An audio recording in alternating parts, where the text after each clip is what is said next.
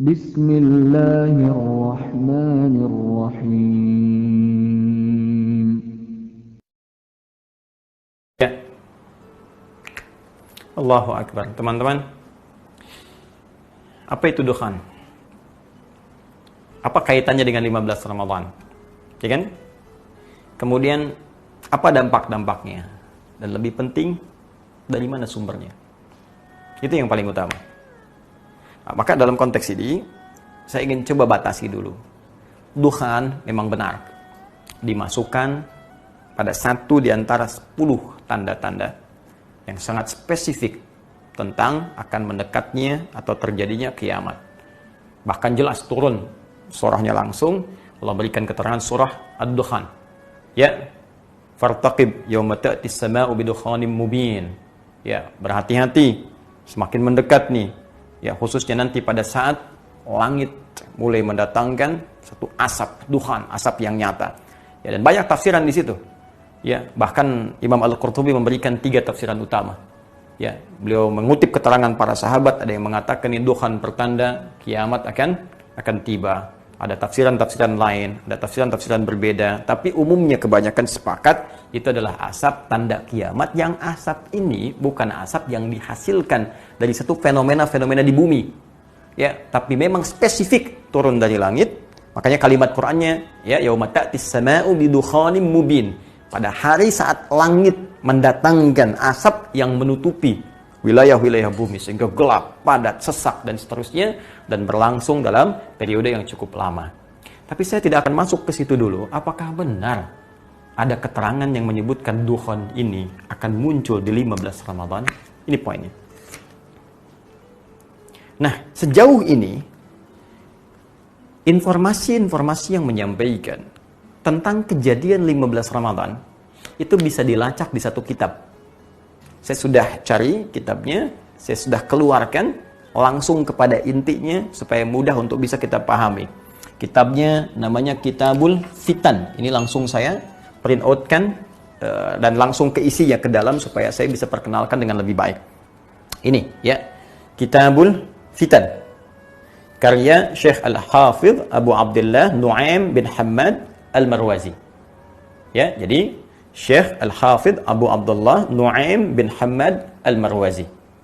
Ini saya sudah keluarkan dengan tahqiqnya langsung. Ya, dari manuskripnya juga diambil di Britania di Inggris, ya, kemudian oleh muhaqqiq ini yang akan mengeditorialnya, ya, yang akan menganalisis naskahnya, diturunkan kembali sampai kemudian dicek validitasnya dan kaitan-kaitan dengan keaslian naskahnya sampai juga penulisnya, biografinya dan sebagainya. Secara singkat, pembahasan tentang tadi itu ada di halaman 228. Ini. Di nomor pembahasan 638, halaman 228. Ya.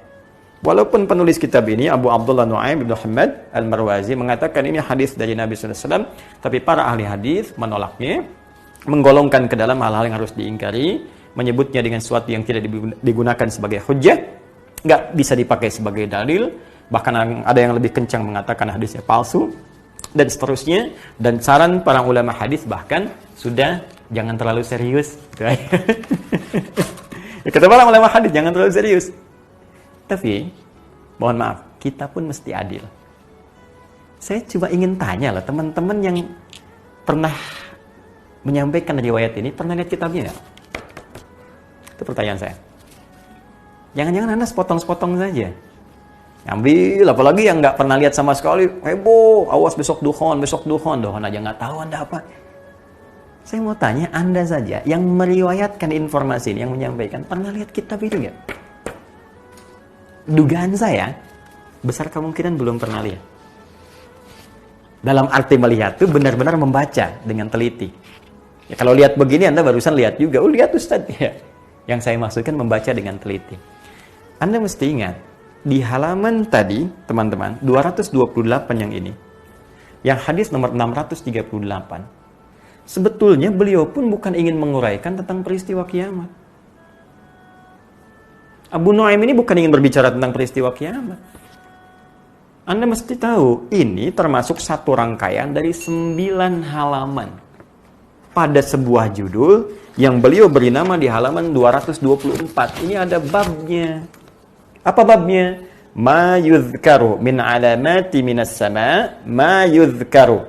Ya, hal yang akan disebutkan ini min alamati minas sama, termasuk tanda-tanda, ya, fenomena yang dapat nampak di langit, kelihatan dari langit, fiha, ya, fin qita'i mulki Banil Abbas. Tanda-tanda itu terkait dengan berakhirnya kekuasaan, ya, dinasti Abbasiyah, Bani Abbas.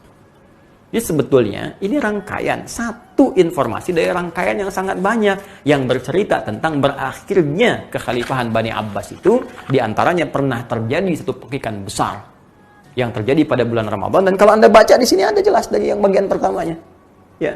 Yang paling menarik, wawahiyatun fi ma bainal isyin ila rabi wal isyin min Ramadan.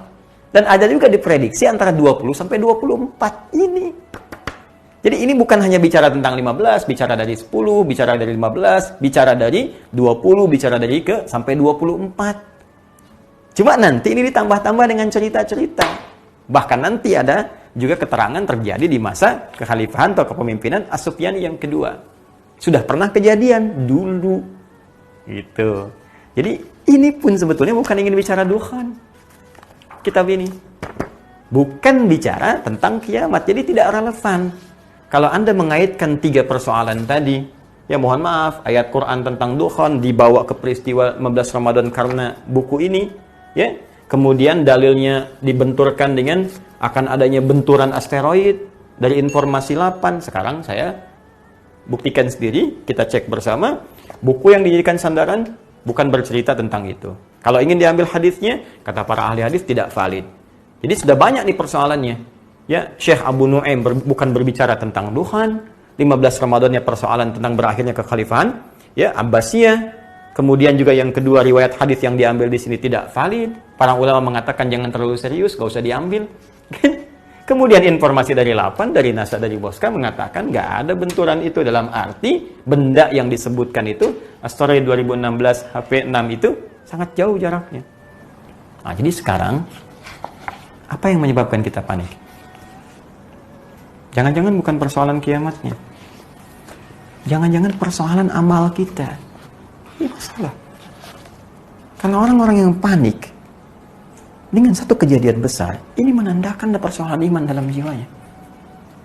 So, kalau orang merasa amalnya baik, sholatnya baik, cukup dia beramal, dia nggak akan khawatir. Kita sibuk dengan kapan kiamat, takut begini, takut begitu. Allah sudah menjawab kok. Jelas disampaikan di Quran surah 33 Al-Ahzab itu, ayat 63. Ya, yas'alunaka 'anis sa'ah. Qul innama 'ilmuha 'indallah. Ya, wa ma yudrika la'alla as-sa'ata takunu qariba. Dari dulu, teman-teman, bukan sekarang aja, dari dulu Allah menyampaikan pada Nabi Muhammad SAW. Mereka banyak bertanya kepadamu tentang kiamat. Kapan kiamat? Kapan gini? Kapan begitu? Apa jawaban Allah? Katakan aja dengan singkat pada mereka. Nggak usah pikir banyak tentang kiamat. Pengetahuan tentang itu hanya Allah yang tahu. Bahkan tegas disampaikan dalam Quran surah ke-34. Maaf, Quran surah 31. Dalam Quran surah 31 Luqman, ayat 34. Yang 34 ayatnya, ayat terakhir di surat Luqman. Perhatikan. Innallaha 'indahu 'ilmus sa'ah. Hanya milik Allah pengetahuan tentang kapan terjadinya kiamat. Bahkan kalimatnya jelas disebutkan waktu. Ya, di Quran itu banyak. Kiamah, yaumul kiamah. Yaitu ada bahkan surahnya surah ke-75. Ya, la uqsimu biyaumil qiyamah, yaumuddin, yaumul akhir, tapi menunjuk pada waktu spesifik saat. Kalau sekarang saat itu jam. Ada menitnya, ada detiknya. Kata Allah sampai menitnya, detiknya cuman saya yang tahu, kata Allah. Ya, kita hanya diberikan berupa tanda-tanda dari yang kecil sampai dengan yang besar supaya waspada. Dan kiamat yang paling kecil itu adalah kematian kita.